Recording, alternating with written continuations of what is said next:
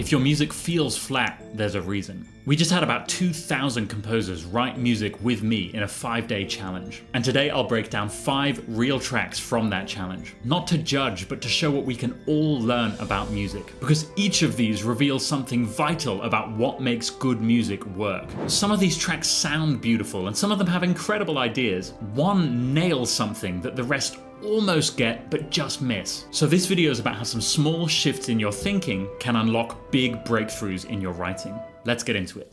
Here's the first thing to think about. Let's imagine in most music there's a clear point of focus. Here's my primary focus, here's my secondary focus, and then maybe there's some background stuff happening too. So at any moment, what do you want to be the primary point of focus? And how do you create those levels of focus? So let's take a listen to this first piece, and I want you to think about that. By the way, each excerpt is about 1 minute, so just enough time for you to hear their style and substance.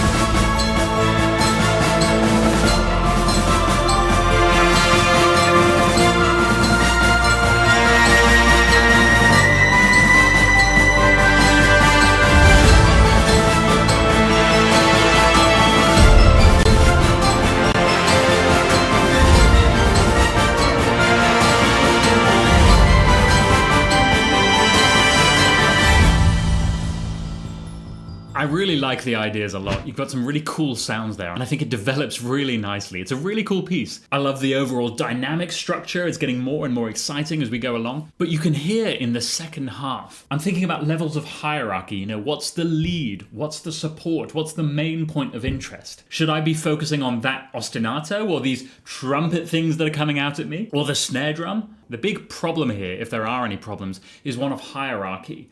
And it's partly a balance thing, and in this case, it's partly a mix thing. I think a lot could be solved with a simple mixing technique. I would tell Alan to use more compression. So here's a key lesson. When we're listening to music and we go, wow, that's a really loud climax, it's not about how loud the volume is, it's about our perception of how loud it feels. With good compression, we could say the strings are right there, and they're tight, and they're strong, and they're in their place. And then the trumpets, instead of whizzing past my right ear, they're back there in the gallery, and they're screaming, but they're in their position. They're locked clearly in place. So compression isn't about killing dynamic range. It's about adding clarity, structure, and hierarchy to your mix. Saying strings, you're the primary focus, and you're right here. Trumpets, you're secondary, and you're right in the background. And the drums are just providing background rhythm right over there. So when you're composing, think about hierarchy. What is my primary, secondary, tertiary focus? Powerful music doesn't feel overcrowded. It feels clear, even when there's lots going on. So for this second piece, here's what I want you to think about. We could think about music as having 3 levels: foreground, middle ground,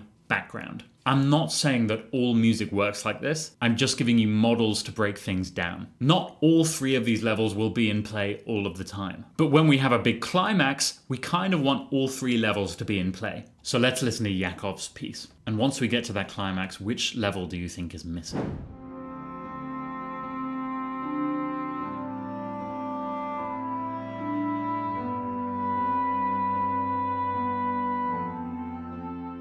The first thing to say is that harp at the beginning, does it add anything? Would it be more emotionally powerful without the harp? Maybe it would draw more attention to the expression of your instruments. And that's a key lesson there. Sometimes we want to get rid of things in order to draw more attention to the main thing. I don't think the harp makes the music more expressive. I think it makes it less expressive.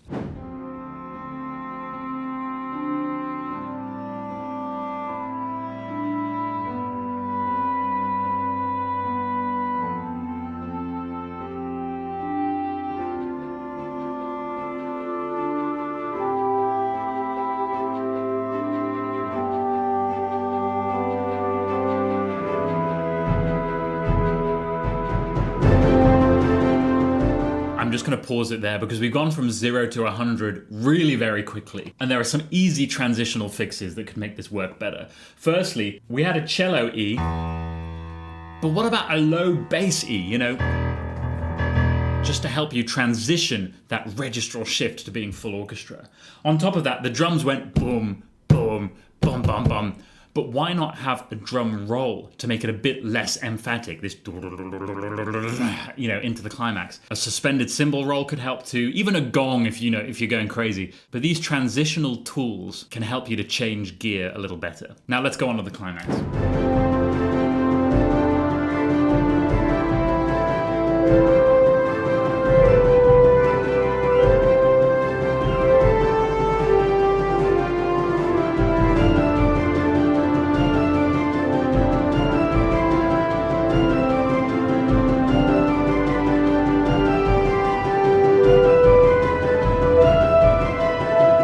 So I hear melody, which are in the horns, and some trumpets would really help to support that, especially up here. That's very high for horns, but for trumpets, they could really tank it. And I hear what I would consider background layers. All the ostinatos and that snare drum, they're adding some rhythm and energy. But what about the middle ground layer? Where's the middle? So one way we could think about track functions is melodic, harmonic, which is kind of chordal, rhythmic, and environmental, or the sound, the color of the thing. These 4 frameworks actually come from a pop music framework, but I like it. It actually works in a lot of cases. So when we listen to that climax, do we have the melodic? Yes, tick. Do we have rhythmic? Yes, sort of. The ostinatos and the snare drums are emphasizing 16th notes. I've got some good thoughts on rhythm, but I'm going to save that for a little later. Now, do we have tracks providing real harmonic support, chordal support? Because that's really the backbone. That's really what we need. We might have skin, the melody, we might have all the nerves and sinews, the background detail, but we have no skeleton. We want this sort of middle ground backing it up,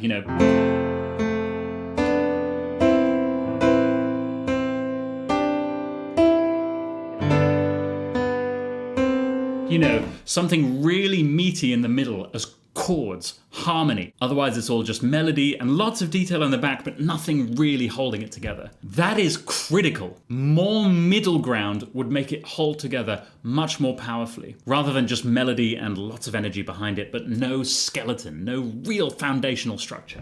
Okay, so now I want you to think about music as having 4 core layers. Again, this is just a model. Yes, it's reductive, but that's how you teach something complex at different levels. So think, 1, melody, the lead, the main voice, the idea, and maybe a counter melody as well. 2, the harmony. This is the foundation, the support, and this could be a bed of chords. 3, rhythm. This is about energy, motion, creating energy. And 4, environmental. This is the color, the timbre, the emphasis, the sound. When any one of these is missing or underdeveloped, the music might feel incomplete. So now let's listen to this piece from David Unger. Now the introduction, the first half, I have no issues with. But in the second half, which layers do you think could be improved?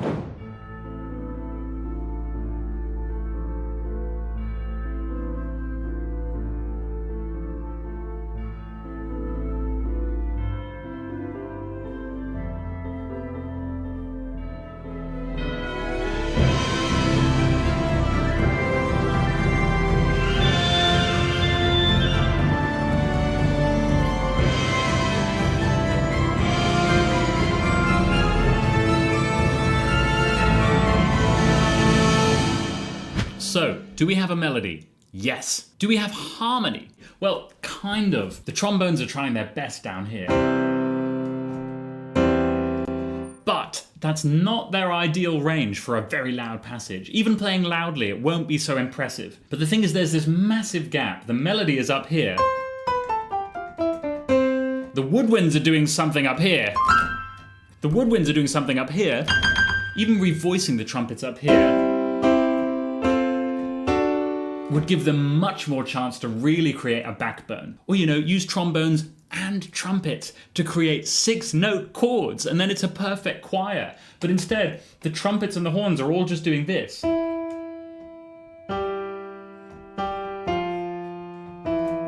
It's not enough harmonic support. Now, what about rhythm?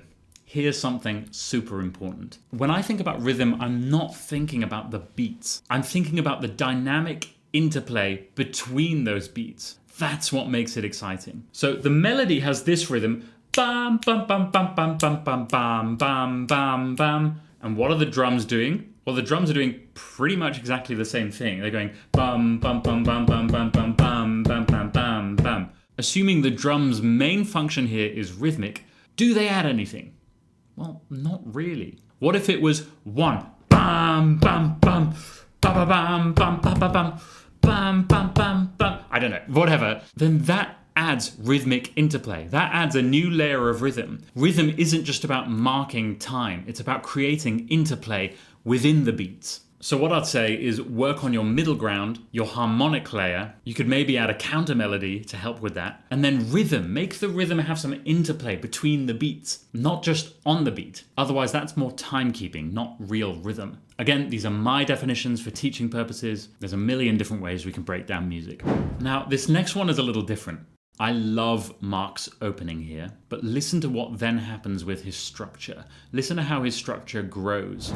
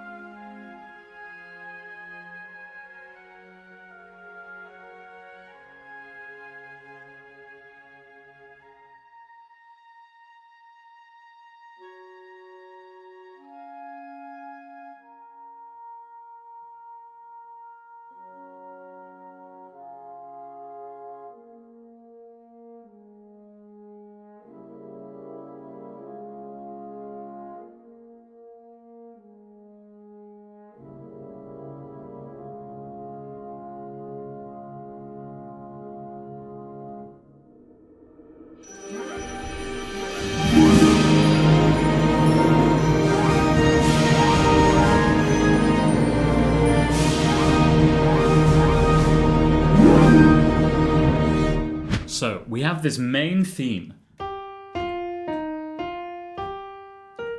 and she's introduced right at the beginning, like a good story. I think good structure, like a good story, is about developing a character, taking them on a journey. And in a journey, we don't just skip to the ending. You know, the character needs to grow, and naturally. Our character goes through struggles and trials and tribulations before reaching the ending. So imagine watching a new version of Star Wars, where Luke is at home on his desert planet and he gets told, it's time to step up and become a Jedi, and we've got to go and save the princess, and we've got to go and fight the Empire, and he's just realized, I've got to do all these things. We're still in the first act. And then the film skips right to the ending, and we've reached the award ceremony, and they're getting their medals. We jump to the very end of the film, and it's all celebration, and we've won, and we beat the bad guys. That's what this structure feels like. A beautiful beginning, and then no sense of organic development. And so that final award ceremony doesn't feel earned because we haven't actually grown. There was no tension or struggle or growth, just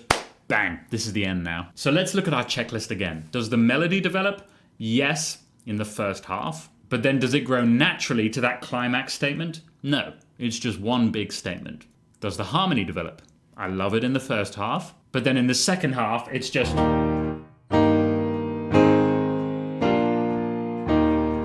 a perfect, authentic cadence. There's no sense of growth or journey or struggle. Now thinking sound and timbre, does that develop? Well, it's got a beautiful first half, but there's no transition or growth into the second half. Instead, it's bang, hit over the head with a frying pan. Here it is, you know. So there are really lovely ideas here, but don't skimp on the journey. People watch the film for the journey, not for the last 2 minutes of celebration. Once you have good ideas, work on developing them. Now finally, here's one that I really like. Based on what we've talked about, I want you to think about why this works.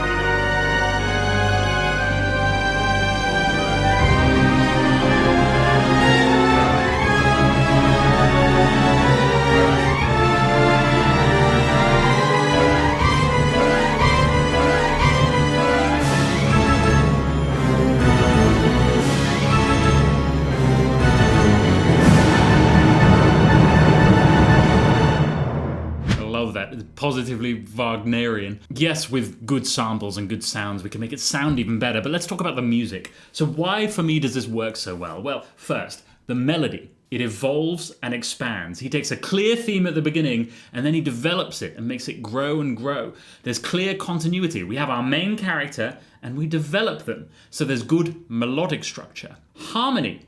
That develops from simplicity to increasing more and more tension. The harmonic tension increases. There's good harmonic structure. It goes on a journey. The rhythmic structure develops too. We go from simple structures to changing meter, increasing rhythmic layers and activity. There's more activity happening between the beats as we go through the piece, so it gets more and more rhythmically exciting. And then the color shifts dynamically. Through his orchestration choices, it starts with just strings and then just wind, and then it grows and grows more and more in a natural way. There's textural structure, where we grow from small to bigger, bigger, bigger, bigger. So it's not just variation, it's transformation. That's why the piece feels like a journey. That's why the climax lands. The best music doesn't just repeat, it evolves. So what separates this one for me is it has development across all those 4 elements: melody, harmony, rhythm, and color. When you sit down to write your next track, ask yourself, am I just looping an idea or am I evolving it across every layer? And when you start to break down music into smaller chunks, you can get clearer